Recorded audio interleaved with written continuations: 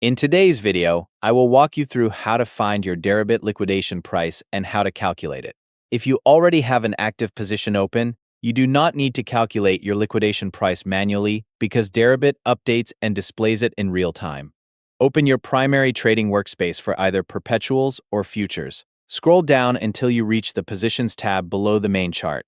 Find your active contract, then look across that row for the column labeled LIC, price, which stands for liquidation price. This value is updated automatically.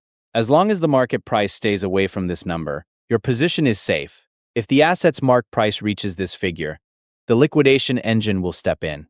If you want to understand how the liquidation price is calculated, Deribit triggers liquidation when your margin balance, also called equity, drops below your maintenance margin requirement. The calculation depends on the type of contract you are trading. If you want to see your liquidation price before entering a trade, Deribit provides built-in simulation tools. The first method is the order form calculator. Open the order form panel on the trading dashboard. Click the calculator icon located near the price and size input boxes. Select the liquidation price tab. Enter your planned entry price, leverage, and position size.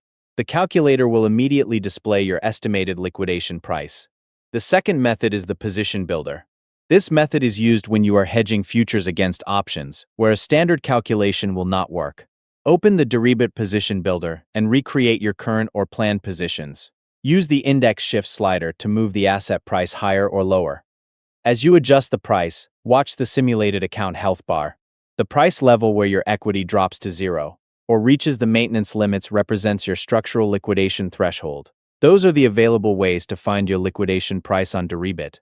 Understand how it is calculated for different contract types, and simulate it before placing a trade. Thank you for watching.